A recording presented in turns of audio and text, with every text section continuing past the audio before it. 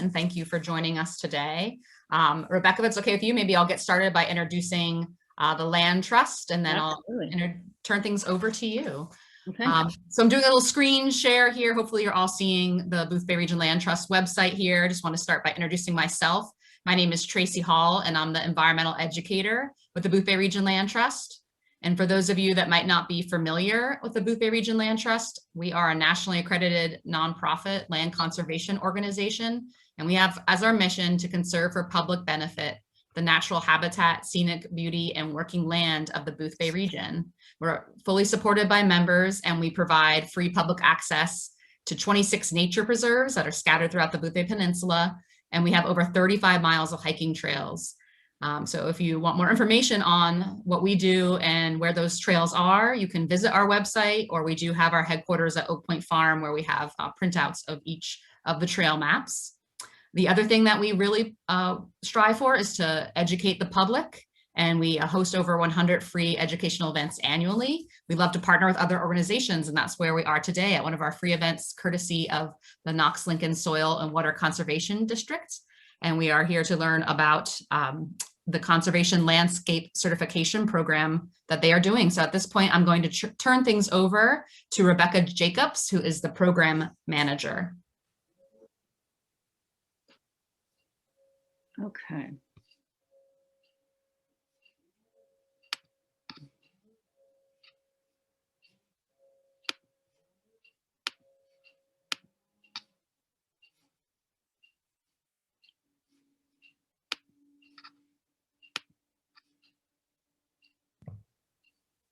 And while we're waiting, and Rebecca, let me know if I can help you in some way. Yeah, it says I can't share my screen because the host has disabled my participant screen sharing. Okay, it looks like I can turn that on here. Let me know if that helps. And as we're looking at the bottom of the screen, as everybody's in this Zoom webinar right now, you can see that there's an area where you can put questions for Rebecca to answer later in the program. There we go. We can see your screen now, Rebecca. You can? Yes. Excellent. Let's see if I can get the whole slideshow to go from the start. Oops. Play from the start. There you go. All right. Okay, so I can't see any of you, but can you hear me? Am I getting can you hear me, Tracy? I have to unmute myself. Yes, we can hear you. Okay, sorry. Great. So I want to welcome everybody and thank you for having me here today. My name is Rebecca Jacobs. I am the program manager at the Knox-Lincoln Soil Water Conservation District. I'm entering my 12th season with the Conservation District. It's hard to imagine, but my daughter was an infant and she's now 13, so I guess the math adds up. So I'm here to share what is a new program to the district, though the work itself and the services we provide have been supporting such a certification program for, well, really since its inception. So the districts are a consequence of the Dust Bowl. And when the land swept across from Texas and Oklahoma, or the sand swept across from Texas and Oklahoma, Roosevelt said that a nation that destroys its soil destroys itself, and helped to institute what is now the soil water conservation districts, as well as on the state and county level. Though we are quasi-governmental agencies, there's no funding requirements for us. We are in name only, and we represent our district areas by hosting programs and services on a individual needs basis. So what we do here at Knox and Lincoln counties is unique from what we do in like Aroostook County, for example. They have different types of agriculture, different types of soils, different needs. So we're a locally based group, and we work with our partners such as the Boothbay Region Land Trust, Midcoast Conservancy, as well as state and federal partners of DEP, DACF, and Natural Resource Conservation Service, which is really the federal arm that came out of the Dust Bowl. I've got my colleague Alita McKeague, technical director from Waldo County Soil and Water, on as this introduction because she is really sort of the brainchild of this certification program, and folded myself and my colleagues at the district in from its inception, and we collaborated and provided feedback, and with the intent that after the launch year of 2020 that we would fold in and be the next district to bring this certification program to our constituents. So here we are. So today I'm going to do a bit of an overview of our county's planning and programs. We use resource protection themes as our organizers to convey information both through in-person, online, and outreach programs. We create program awareness through defining and naming our services, as you'll see in the slides to come. And this certification is a means to synthesize our practical instruction and our engagement with our constituents. It's something tangible that you can bring right to your own backyard or front yard. I will go through a little bit towards the end about how our certification program is structured and ultimately implemented.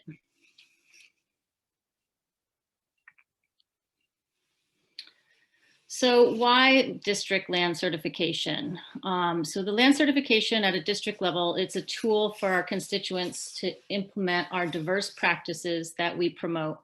And it helps answer the questions of, well, what can I do? How can I improve the health of my property in a practical and doable way? So we've put together a checklist of conservation practices advocated by a multitude of organizations and groups, and to help you focus in one specific place, specifically your own property. And it strives to be comprehensive and yet not unwieldy.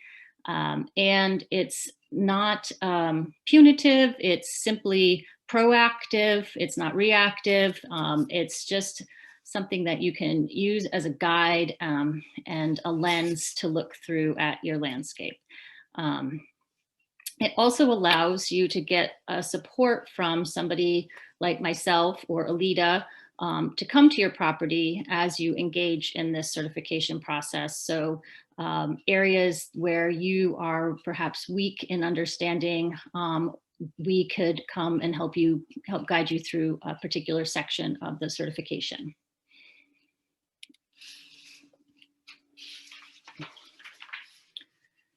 So soil water districts, that's the SWCD certification, offers a local scale certification process. It's an in-person guidance. And again, we offer some support. We have a Waldo County district supervisor in the slide here, helping to train some volunteers from a previous Conservation Corps group that Waldo County had. So helping these young adults to gain a better understanding of not only the district's role, but the supporting pieces of the certification program in a practical setting at her farm. So the neighbor to neighbor outreach that is created will create a genuine awareness and interest in conservation practices. The old creating community effect, you know, walking around with a clipboard and a checklist often intrigues your neighbors, and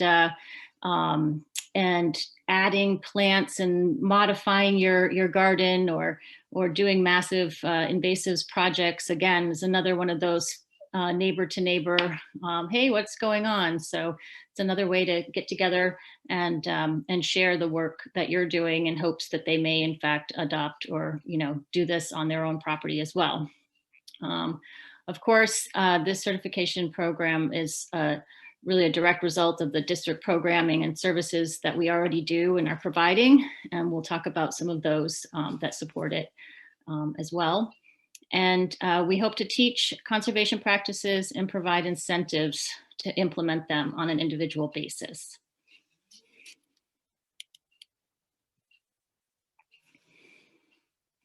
So one of the first programs that I want to highlight is our Conservation Assistance Program, or CAP, that it's called in Waldo. But here in Knox-Lincoln, we simply call it our Technical Assistance Program. So one of the things that we're learning in the early stages of this expansion with this Conservation Landscape Certification Program is the opportunity for branding and taking some of our names and maybe picking one and adopting that for our 3 counties and our 2 districts and going forward with others as well. So we work a lot with individual landowners on both small and large properties. We work with schools, we work with municipalities, as well as conservation organizations and nonprofits, providing walk-in talks, staff trainings. We'll do written recommendations, management plans, and the SIG, which is Conservation Innovation Grant. We're in our 6th year working with producers' properties, so woodlot owners and farmers, on providing invasive plant management plans. An area of specialty that has really gained a lot of ground in both Waldo, Knox, and Lincoln counties, again, over the last 6 to 8 years, is our invasive species outreach and education. We work with the Maine Forest Service doing forest insect pest outreach, forest pest monitoring, invasive plant workshops, again, the conservation innovation plant management plans, and working specifically with producers. And in 2021, this year, Knox-Lincoln is going to provide additional assistance to non-producers. And I'll talk a little bit more about that later.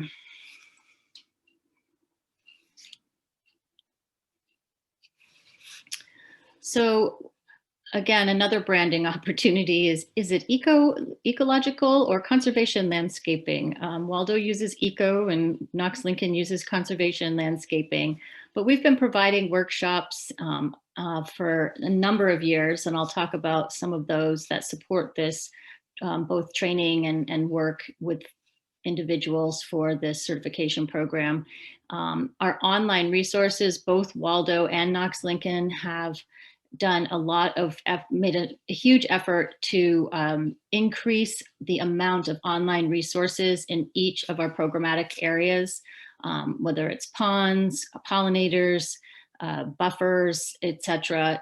You should find, a minimum of 1 and very often 3, 5, 10, online resources, and many of which are printable PDF downloads that can help you, guide you through specific sections of this certification program. Again, we've mentioned that we do technical assistance. I've got a couple of people who have reached out in looking at the plant sale, realizing that some of this is just a little out of their depth and they want to improve pollination on their property. Can we come and do some technical assistance and provide more training on what pollinator plants will work best and where on their specific property, for example. And each of us offer plant sales, and the plant sale this year is going gangbusters. It's both edibles as well as native plants and some native friendlies. And we have here in Knox and Lincoln, you can get tree species, shrub species, perennial species, and some edible herbs, berry bushes, and fruit trees. So ours is pretty extensive. It's really the most extensive plant sale of all the soil water districts in the state of Maine. Waldo does a little bit different plant sale, and that might be something of interest to you. And that is they focus on tree species and a lot about the forest regeneration and species that are climate adaptive, sort of maybe zones 5 and 6, and maybe zones 4 as well, but that are more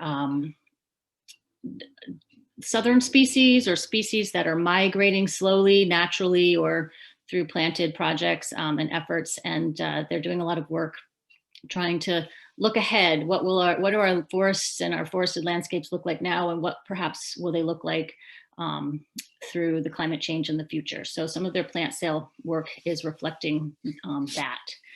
And of course, all of this leads to this land certification process.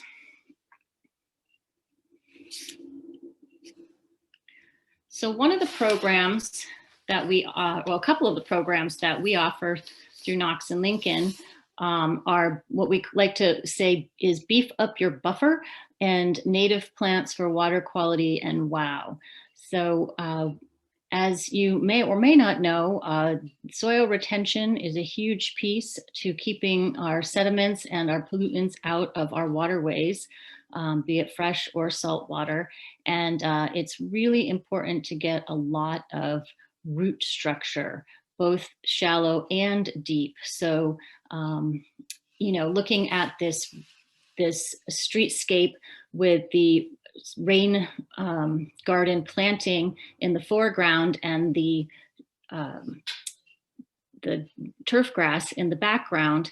While right now the turf grass looks fine, if they continue to get more rains in this particular image, the rain garden is going to be able to retain 2 to 3 to 4 times the amount of water as that turf grass. And pretty soon that swale will fill and potentially overflow, because there's a direct, what I'd like to refer to as sort of a roots to shoots ratio, and you can only retain as much soil as the roots can reach and hold. And so if you have something very shallow rooted, like you see in to the left on the screen, it can only hold that 2 to 3 inch of soil mass. But if you've got trees, shrubs, and perennial material, if you've got about 1 foot or 2 feet or 3 feet of plant mass above the ground, then typically you have 1 foot or 2 or 3 feet of root mass below the ground holding the soil. So something to think about when planting in the buffers. We like to talk about lush lawns without chemicals and native ground covers. So here we have a native grass substituting for a non-native turf grass, and no mow lawn. They're becoming slowly but surely a little bit more popular. For some, they're just too scruffy looking, and then there's the opportunity to talk about native ground cover, something a little more tidy, a little more flat to the ground, perhaps. But we've been doing a lot of these programs to talk about alternatives to lawns, or lawns that can look green and lush, but without a lot of chemical input. We have native plants for water quality and wow. Again, we want to promote as best as we can our native Maine species and our New England species that have been growing here far longer than we humans have been inhabiting the same space.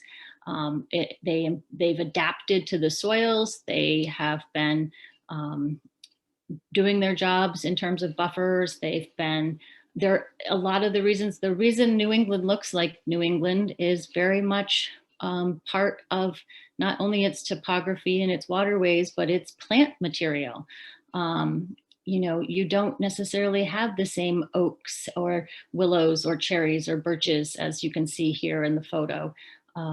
That you have, there are oaks and willows and cherries, etc. in other parts of the country, but they're not the same species. And in some cases, they just don't grow. So New England looks like New England because of particular plants. And so let's try to promote them, and they can be planted in a way that suits both human aesthetic value as well as greater ecological landscape value. We have been, as I said, working with invasive pests as well as invasive plants, and we're trying to get the word out about Asian longhorned beetle, about emerald ash borer and other species, hemlock woolly adelgid, which I know is along the Boothbay Peninsula and neighboring peninsulas. So constantly trying to raise awareness, and so looking at alternative species. If you do have an invasive pest, an alternative tree species to plant to reduce the spread of infection.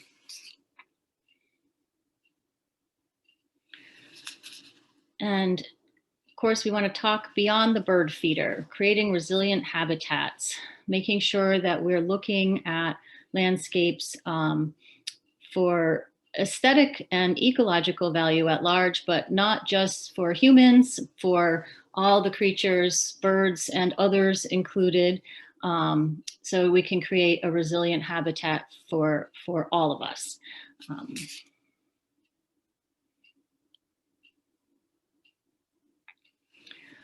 So it's a lot of work, and as a consequence, we try to employ paid or volunteer through the Community Conservation Corps, and each year get at least one college or university student to come for 10 weeks in the summer and assist us with a variety of the programming that I've been discussing, as well as assist other organizations with implementing these practices on their properties.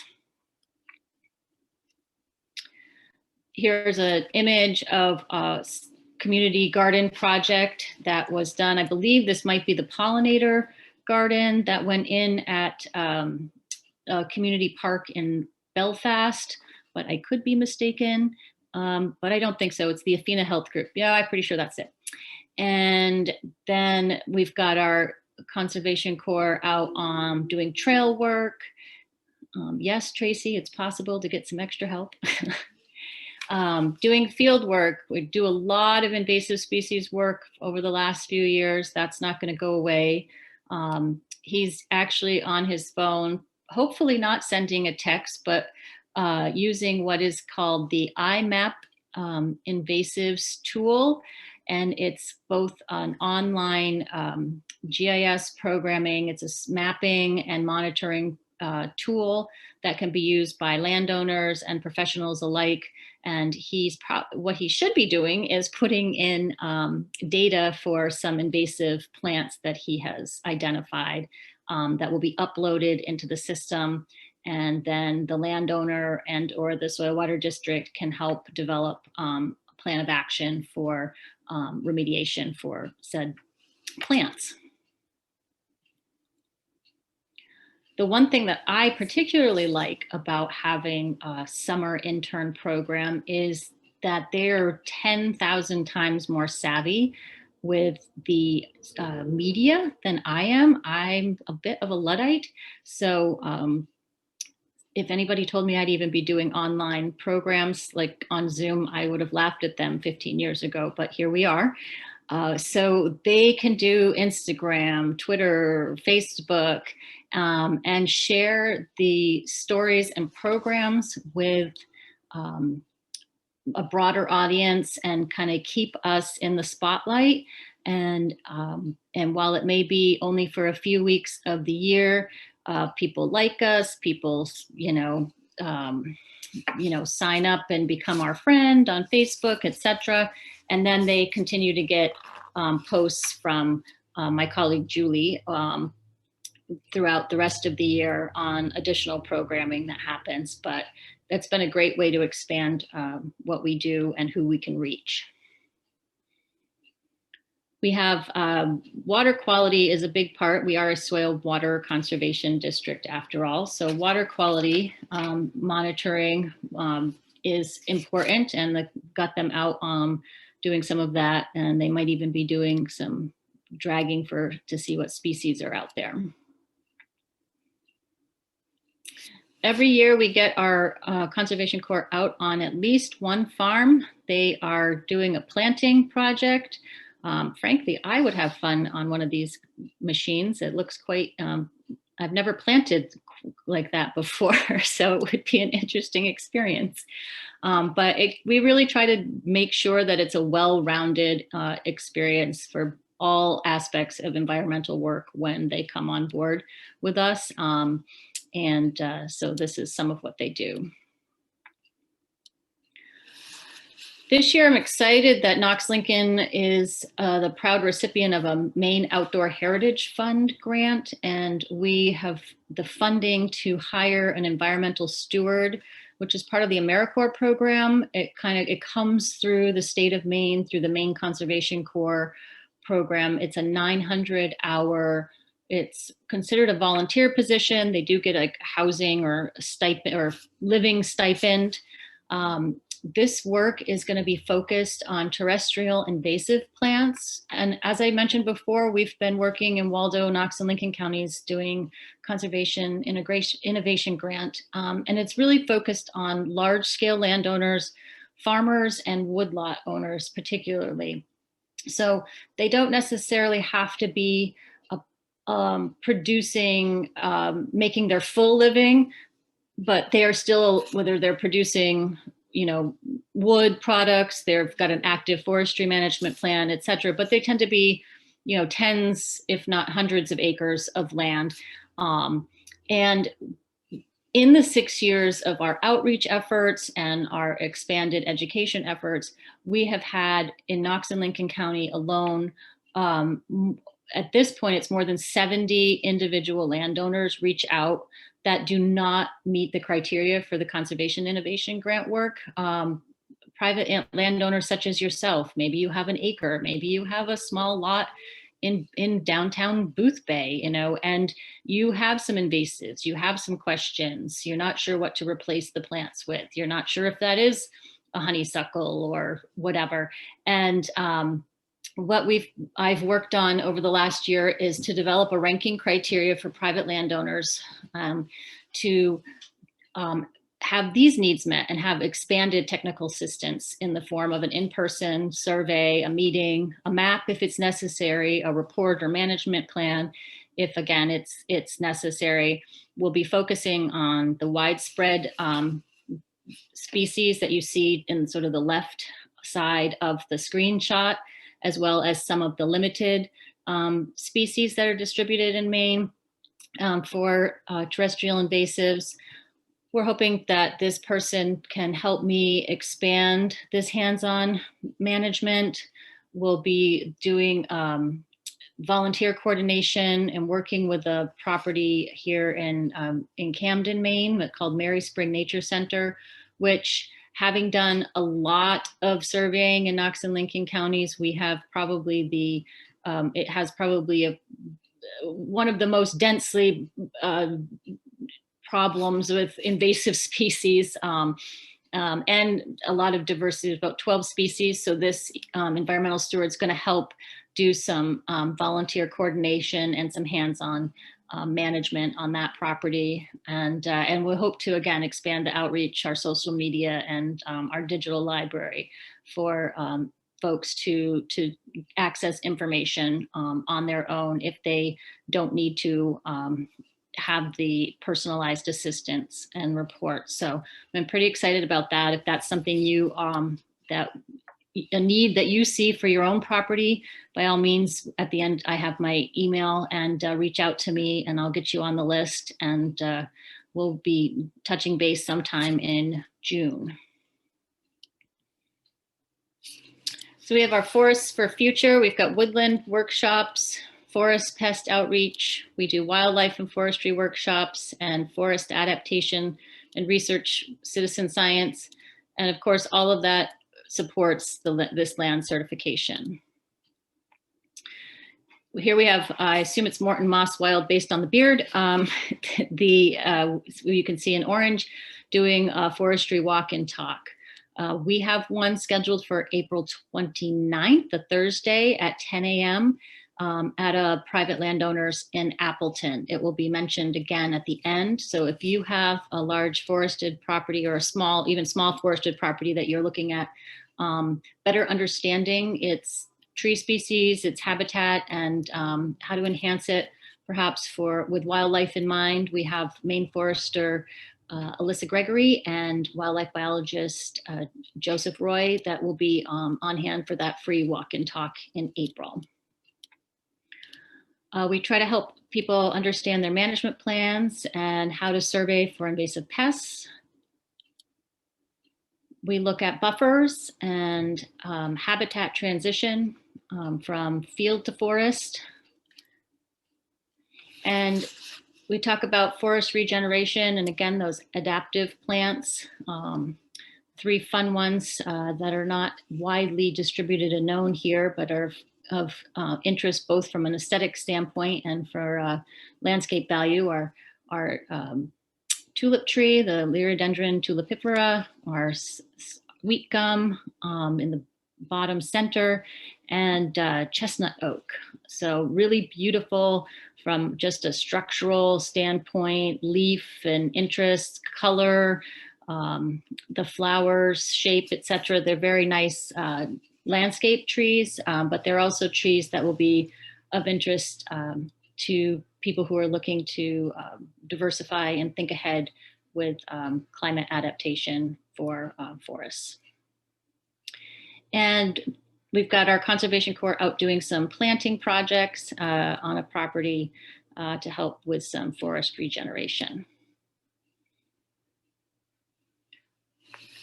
So the certification program is a way to take all this programming home and implement the practices in a systematic and manageable manner.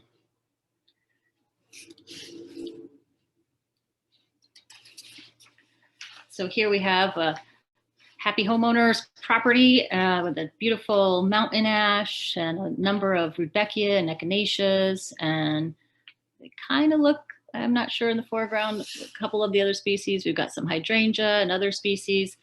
And they're, on the surface, inherently, there is nothing wrong with what I'm seeing. But there's always opportunity to expand, and there's always ways to look for doing more. Could there be more spring blooming species for pollinators? Is there evergreen habitat or cover for wildlife? Are there any water sources on or nearby? Could a bird bath be added to this front garden? Those are the types of things that you'll see on our certification list. Ways to take what could already be a great garden, a great property, and just make it even better.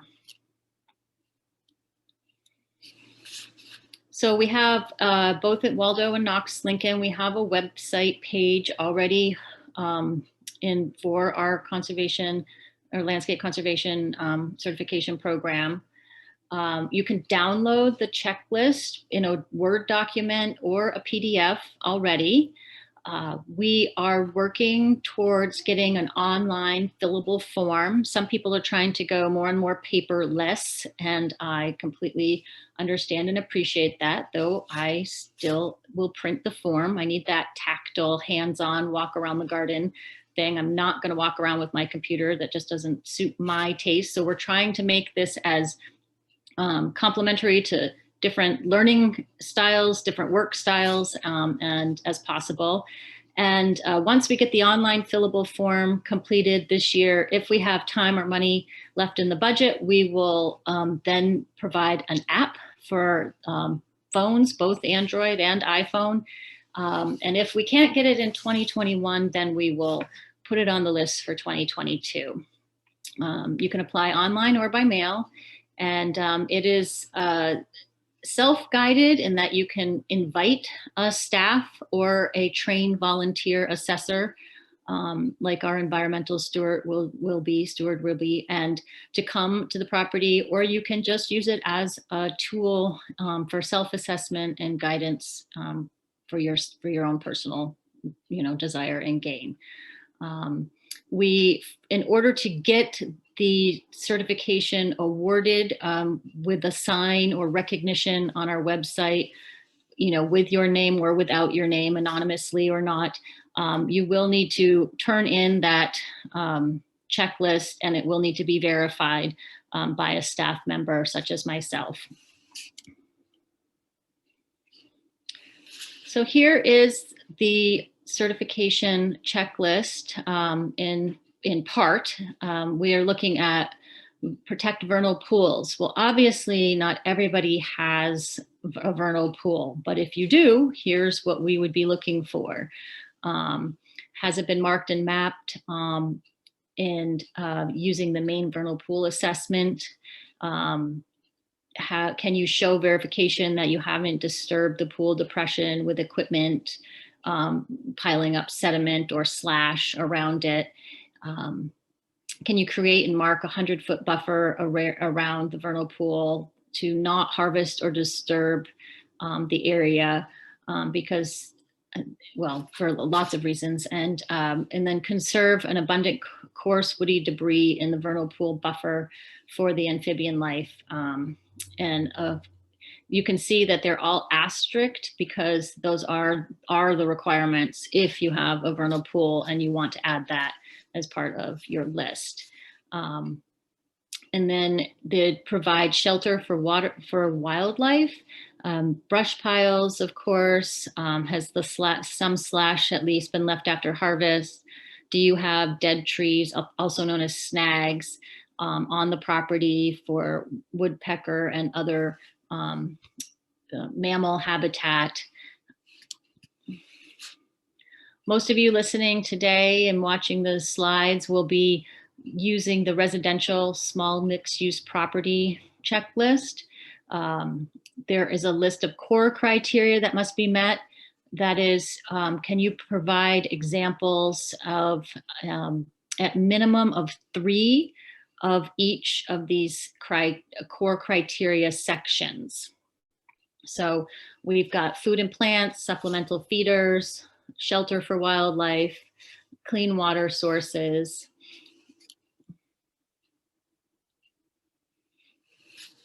reduce stormwater runoff, other water conservation practices like the no lawn, limit water use. Do you have rain barrels perhaps? Do you implement stream smart or lake smart practices? Have you already been certified for other more individualized groups of certification programs? You addressed the invasive species, and are you creating functional plant assemblages? So looking not only at your plantings from a herbaceous, shrubby, small tree to large tree, kind of tiered canopy layers, but also spring bloom, summer bloom, fall bloom. Do you have mostly natives or mostly non-natives or a combination of such? If you have non-natives, are they invasives or not?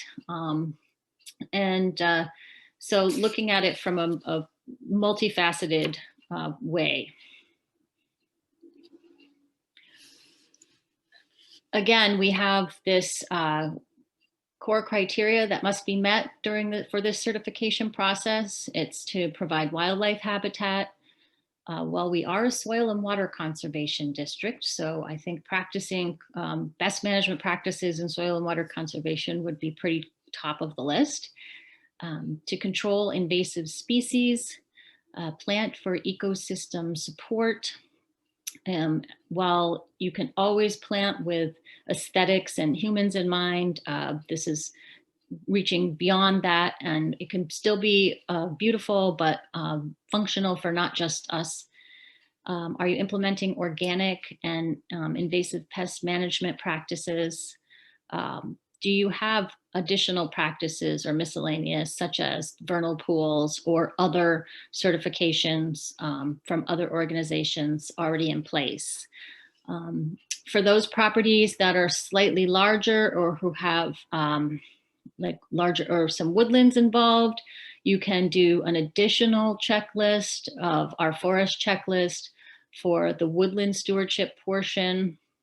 If you have a property greater than, or forested land greater than 2 acres, not a total property of 2 acres, but forested land that exceeds 2 acres, do you have a forest management plan in place? Do you have best management practices for harvesting?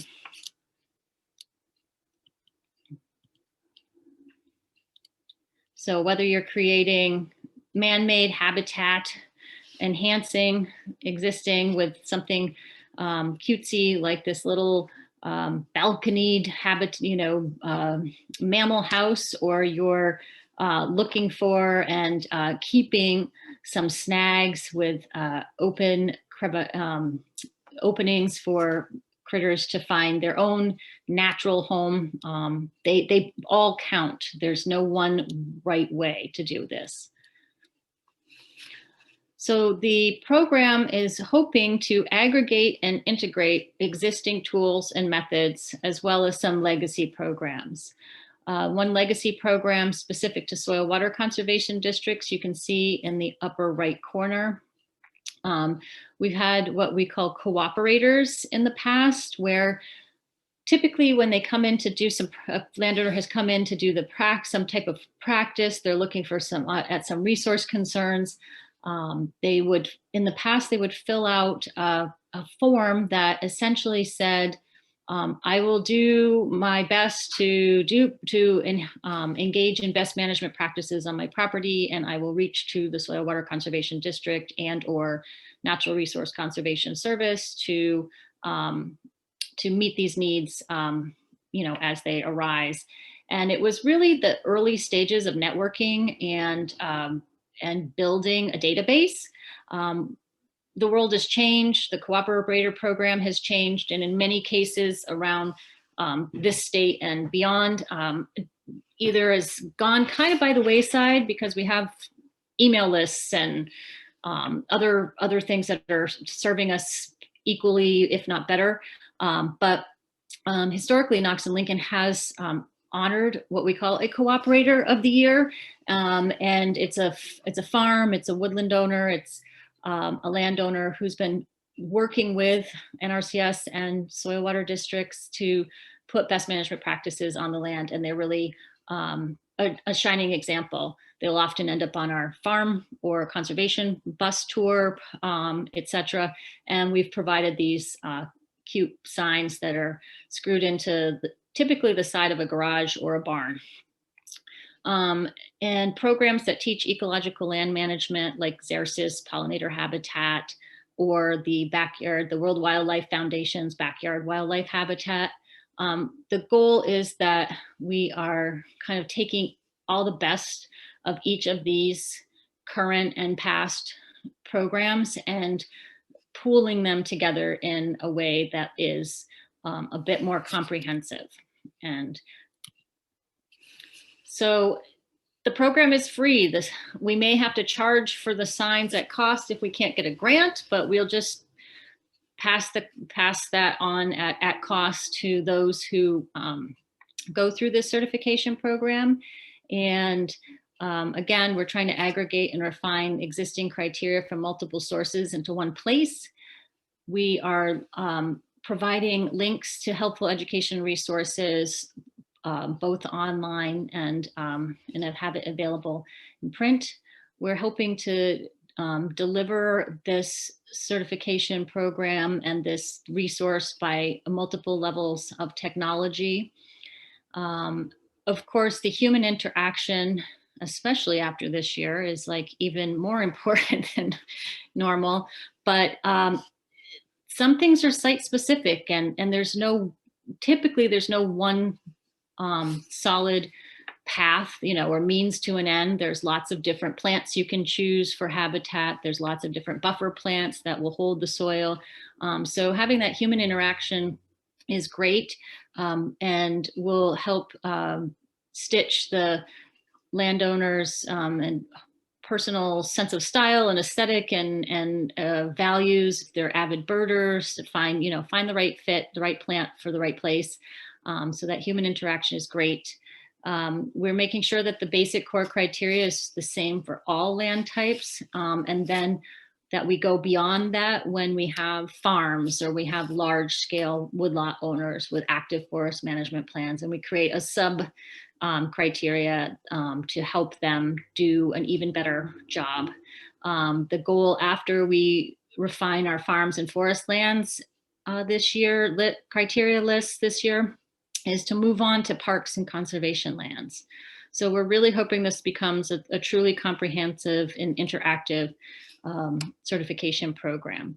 Well, of course, it's there to promote diversity, biodiversity and conservation, sustainable use, support soil and water and energy conservation, carbon sequestration, and adaptive management. It started last year in Waldo County, as I had mentioned earlier in the program.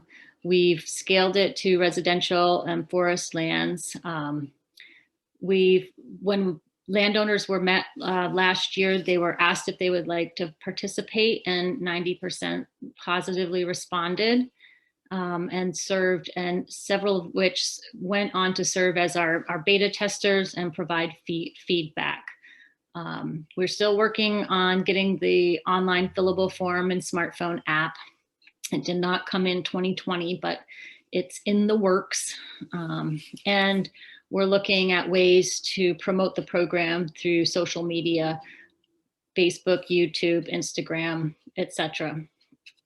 when my interns arrive. So here we are in the expansion phase of 2021 in Knox and Lincoln counties, rolling it out at a local level with the goal of rolling it out to at least one, if not two more soil water conservation districts in 2022, with the hope that within about a 5 to 10 year time frame, it's a statewide program. And it has already been introduced to colleagues in other states, soil water conservation districts, with positive response. So if we can enhance this program and work out any and all kinks, get it branded and ready to go, we can serve as a leader in this type of landowner programming in not only Maine, but beyond, but nationwide. So what are the direct outcomes? Obviously, soil building and erosion control. We've got water management and retention, stormwater runoff filtering. We hope to improve the quality of the landscape, like with cover types and connectivity, wildlife habitat, including insects and other invertebrates, not just birds, not just pollinators. Ensuring that there's food for all seasons, food for all food stages. What a butterfly needs is not what the caterpillar necessarily needs or is looking for. Shelter, nesting cover and structure, shelter for overwintering, as well as shelter for nesting and reproducing. Then invasive species control, and of course, reducing chemical inputs and non-point source pollution. So the indirect outcomes is that this will help with carbon sequestration, with air quality. It will improve energy conservation. We hope it will help build community. It can be expanded with families, incorporating children. We can bring this to classrooms. And all of this improves the beauty and sharing in nature. Reduce noise and light pollution is a hopeful outcome as well. I mentioned we have some upcoming talks and programs that support this this work, and Forestry Walk and Talk, Managing Your Woodlot, is Thursday, April 29th. Alyssa Gregory and Joseph Roy. It is free, but limited space because it is in person and outside, masked. Yes, we're partnering with Georges River Land Trust to meet on a conservation easement owner's property for this program. If it's something you're interested in, we have approximately 5 spaces left for this program. For those of you who have or have been interested in building a pond, we have a pond workshop for your private pond on Friday, June 4th. It will be at the district's it will be hosted at our district office outside, and which is at 893 West Street. There's more information on all of this at www.knox-lincoln /adult-education at the top of the screen.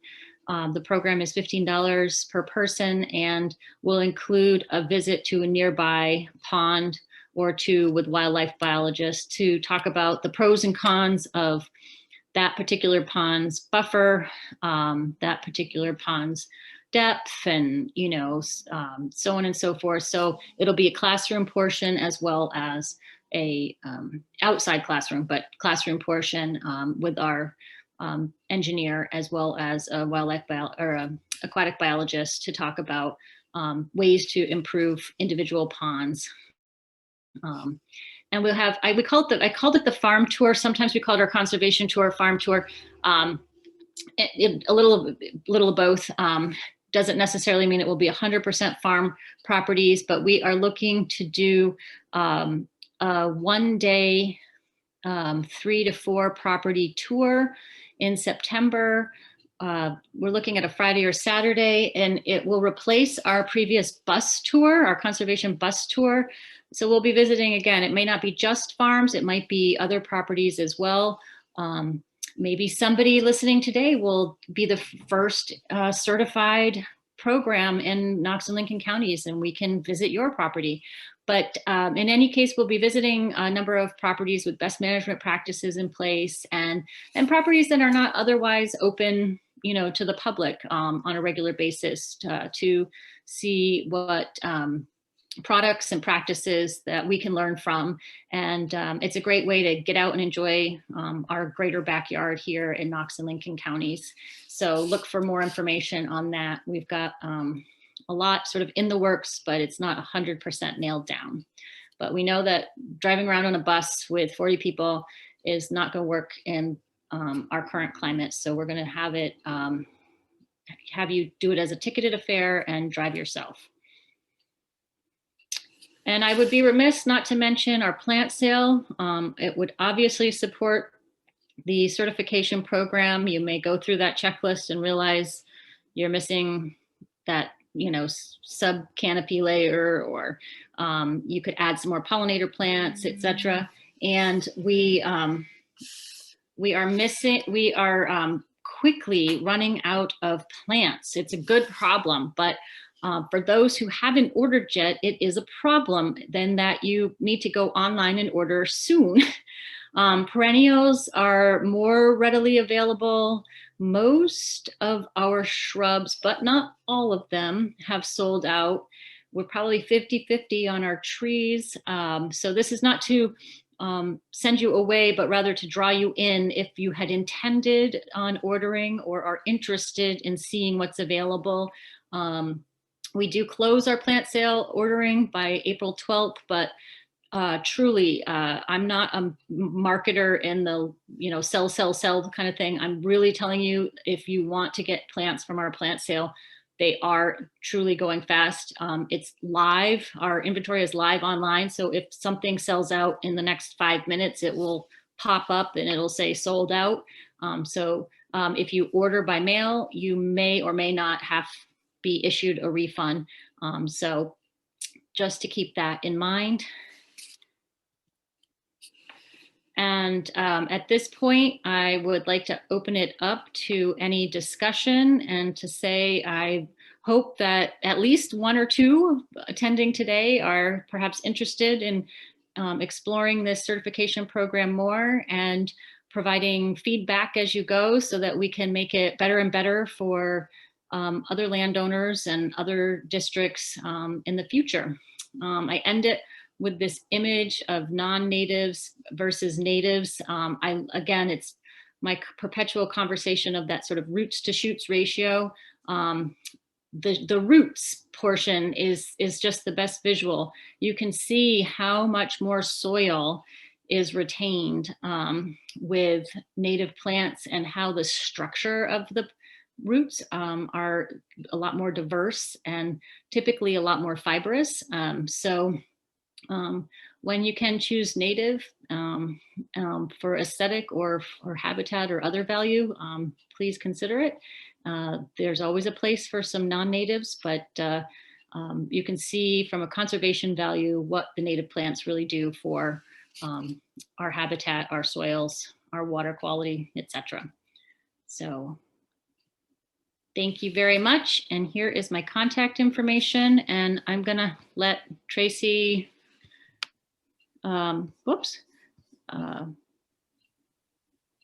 stop share.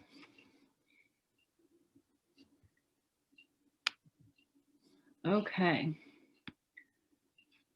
Okay, I'm just looking at the question and answer box. It doesn't look like we have any questions coming at this time, but I was just wondering, Rebecca, just a question from my side. Is there something that people can do right now as they step off the computer in their own backyard to help with conservation or to attract wildlife? Yeah,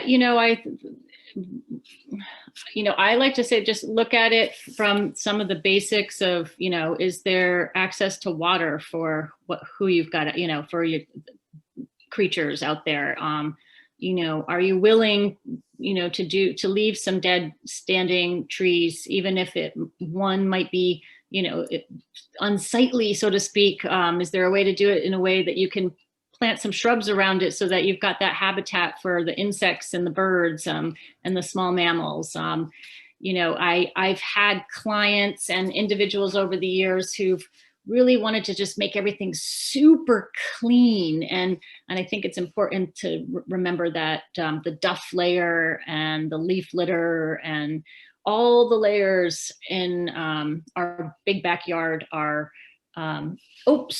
important. Yes. Okay. I just got put the PowerPoint thing back up. Okay.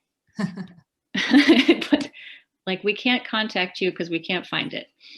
Hang on. I don't want to leave. I just want to shrink this down a minute.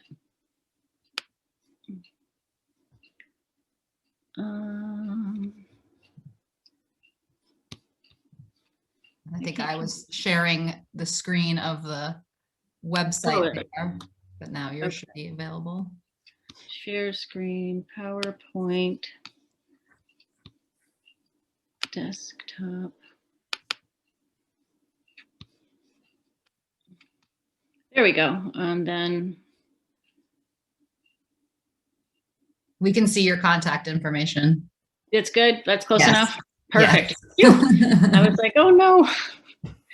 And I do get the clicker happy finger and I'm like, uh-oh, I just made it go away. No, that's great. It's up again. And we do have a question from Sky. She says, I live in Sagadahoc County. Is this program or other resources still available to me? So the certification program, you absolutely take the checklist and follow it, use it as a guide, contact me because I'm closer than Alita, not that, just from a logistical standpoint. It will be moving to Sagadahoc. Will it be next year? Well, maybe if you get your programs, your property certified, maybe that'll be all the Andy Valley needs to be next on the program. But technically speaking, right now, we're sort of trying to focus our outreach and efforts in Knox-Lincoln and Waldo counties because that's we're hired by, and the district regions that we serve. But the checklist is, again, it's by no means attached to one specific political boundary. So yes, take that checklist, work with it, and you'll be ready to be certified before they put the website up. And she says, great, thank you. I think that's all we have for questions. All right, well, if that's it, I just want to thank everybody for joining us today and invite you to visit the Boothbay Region Land Trust website at bbrlt.org to see all the other upcoming programs we have. We're going to have another Zoom meeting at the end of April, all about the vernal pools in our area. We have a Bigelow scientist who goes to Boothbay area vernal pools and actually catalogs these spotted salamanders that are visiting them. So that's going to be a really neat program. that we have coming up. So we have all the information on our website, or we always post on social media and things like that. So at that point, I just want to thank everybody for coming and hope to see you again soon. Thanks, Tracy, for inviting me, and everybody for participating. I hope this helps you look at your landscape with a slightly different lens, and happy spring. Happy spring. Bye-bye.